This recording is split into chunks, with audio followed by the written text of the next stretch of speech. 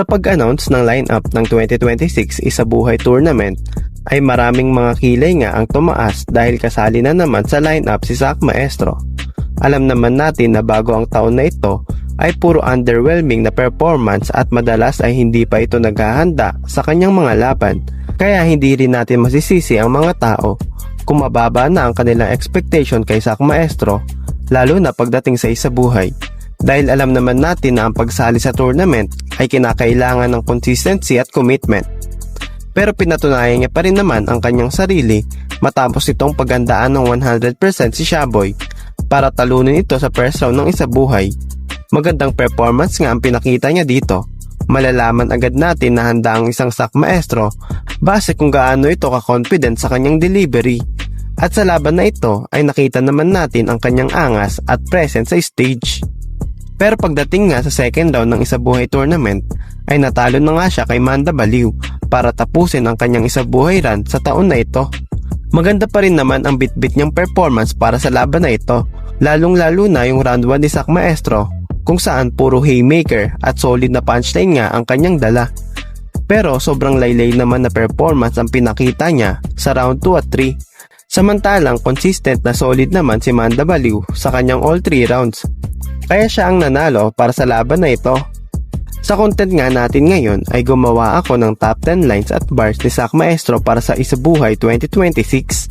Ang ranking na ito ay base lamang sa preference ko, kaya kung hindi kayo sang-ayon sa ranking ay pwede kayong mag-comment. So simulan na natin. Sabi wag na mabahala, may nagbabantay sa dilim, nakaabang sa sulok at may hawak na patalom.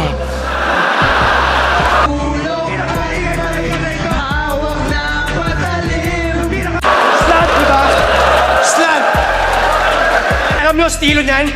Alam nyo paano ito mag-rap? Isa lang tono ng kanyang boses. Ano?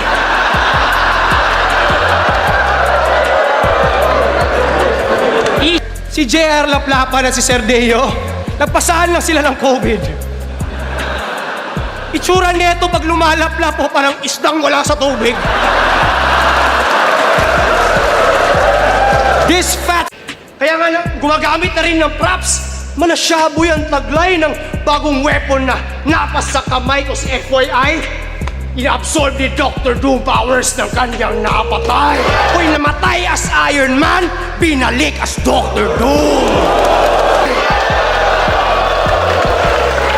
Ngayon, 15 mula Davao ay lumipad ng mag-isa tong agila at lumibel lang sa unggoy para ipakita sa kanila na sa Isabuhay langit lupa ang ating pinagkaiba. Yeah.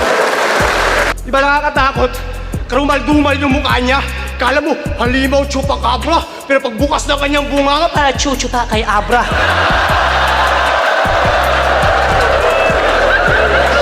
Dito, sa latest chapter ng Isabuhay, ako yung Book of Revelations. With pure rage, the room shakes, nuclear devastation. Yung dating 2 days, naging full range na doomsday preparation. Yeah. Now, meron kang ganitong mukha.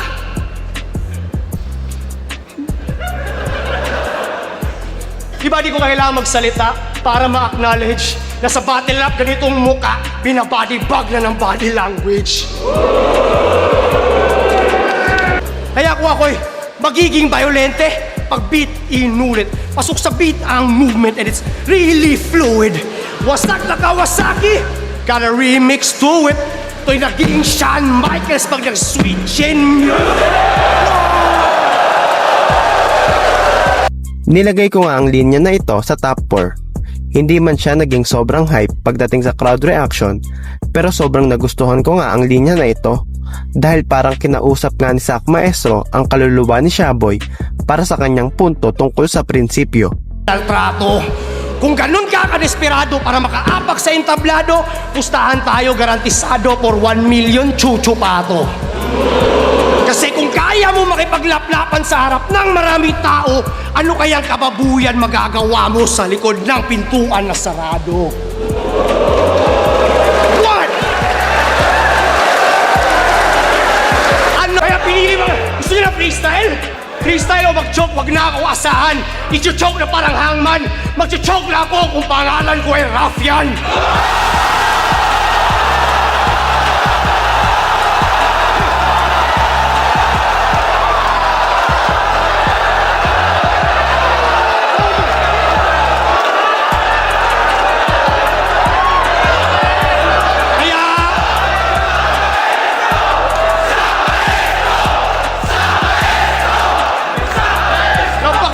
Kaya kung di nyo napansin mula kanina, ilang linya na naging partida.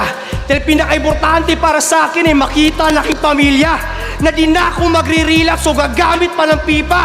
Kaya nga tong shabu hindi ko tinitira.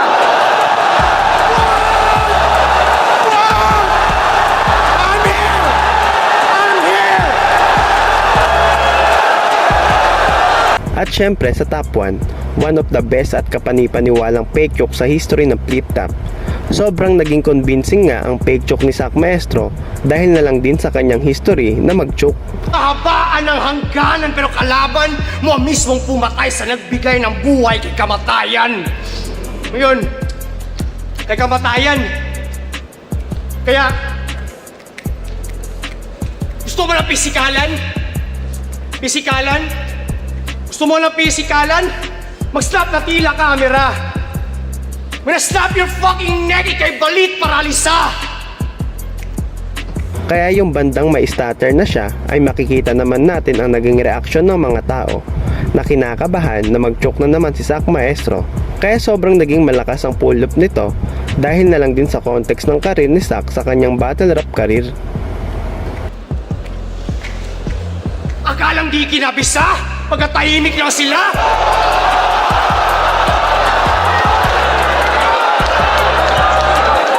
Akalang di kinabisa? Pagkatahimik lang sila? Ganun si Zack kapag nag-choke, nakapigil hininga.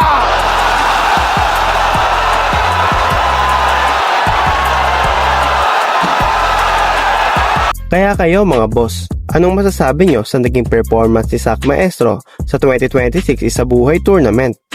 At agree din ba kayo sa naging ranking ko? Comment down below lang mga boss at babasahin natin lahat ng opinion nyo para sa video na ito.